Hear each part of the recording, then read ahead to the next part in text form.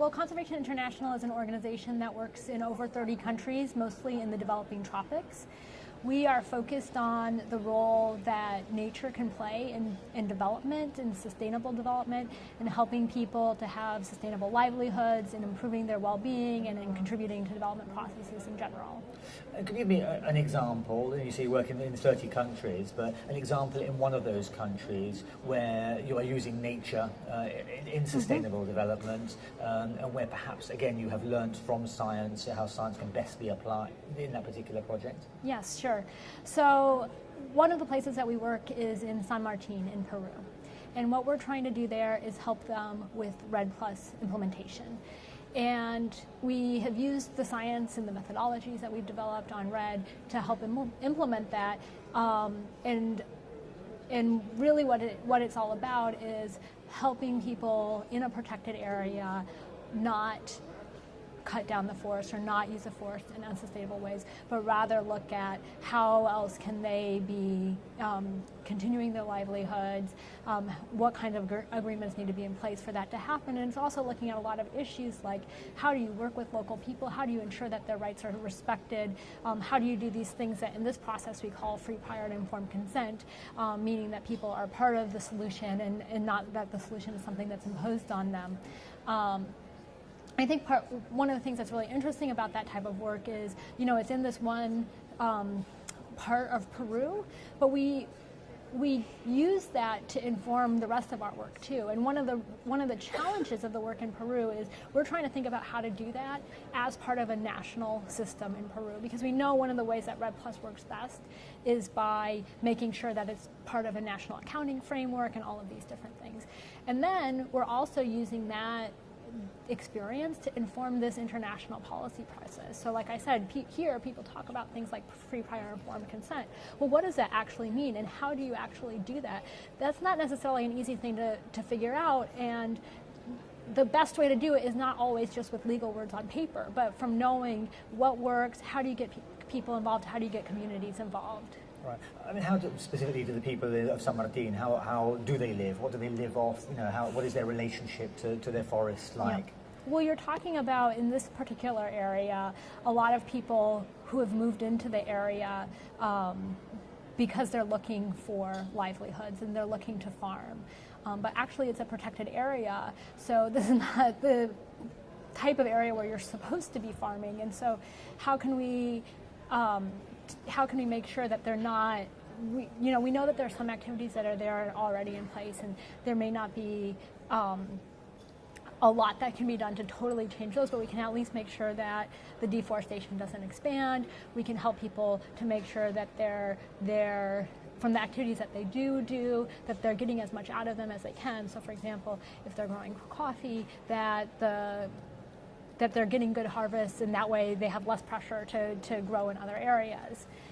That's just one example. I mean, there are so many different pressures that cause deforestation, and I think a lot of the times we think, oh, well, it's these local people in an area, but the reality is it's a lot of global pressures as well. So each area has its own challenges, and that's why it's important to learn from all of these different areas too. Here in Doha, COP18, where they're continuing to discuss REDD+, what needs to be done? Where do the fault lines lie in REDD+ to make it more effective, more efficient? Yeah. Well, we've been talking about REDD for a long time, most specifically since Bali, which was 5 years ago now. A lot of progress has been made on developing a technical framework, but there's still more that needs to be done. I think specifically, we're still building a common approach, and we're also, I think, most critically looking at finance. So as far as the common approach, I think what's really important, like I said, each area is different, but it's also important to make sure that there are some common approaches. That, just like I said, that rights are respected everywhere that REDD is implemented. That REDD is done with environmental integrity and isn't harming biodiversity or people, but rather is contributing to them. We also need to make sure that the way people count the carbon in REDD, the way countries count the carbon in REDD, is the same, so that we understand what we're accomplishing with red. I think people really struggle a lot with this carbon idea because they see it as this intangible thing. Well, it is actually something that can be measured and counted. We just need to make sure everybody does it in the same way so that we can believe each other when we say this is what we did on this to mitigate climate change. And so those are some of the technical things that need to happen that we've been working on, and there's a little bit more that still needs to be done, and that's one of the things we're looking for here. The bigger challenge that we're running up against is financing, and that's something that's really been cutting across the discussions here. Countries contributed to the Fast Start period. We've seen some financing flow on RED over the last 3 years. We know that there's some other money out there that we're hoping will make its way through the various financial processes and get to countries so they can do real work on the ground. But it's not clear what the future of RED Plus financing is. We had a great decision last year in Durban that said for the first time that RED would be able to utilize not just public sector finance, but also private sector finance. But we haven't had decisions on how that will actually work. So I think we need a combination of things there on finance, which is how the financing works and what actually needs to happen to get the money out there and flowing. And those two things are interrelated. I mean, there seems to be a fair number of grey areas on fairly fundamental issues regarding RED. I mean, are you confident that they can and will be resolved? Maybe not here, but certainly in the near future. I honestly, I wouldn't call them gray areas because I think that people understand to a large extent what needs to be done, and there's quite a bit of commonalities on how we need to move forward. I think part of the issue is,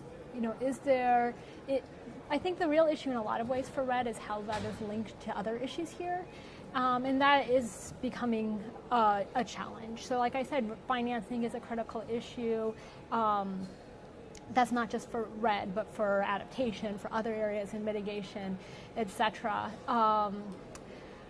I think that we can move forward here in Durban, I think we can move forward here in Doha, and that, but that not everything is going to be done in Doha. But I also think we're going to have to move forward in all areas. And I think that's critical for anybody who's involved in this process because we need to hit that 2-degree mark. We're not on target for that. And we need to figure out ways to create the linkages in this process to make sure that that can happen. So to the extent that RED is linked to overall finance, we need to be able to have joint conversations between RED negotiators and finance negotiators. To the extent that RED is linked to the overall level of ambition for our mitigation goals, we need to be able to have those joint conversations. That's only part of the solution, but we really need to be able to start getting creative about how to move forward towards those solutions. I think that we can get there, and I don't think that the issues are really like the technical issues on RED, but the technical issues are being made political issues because of the way it's linked to other issues.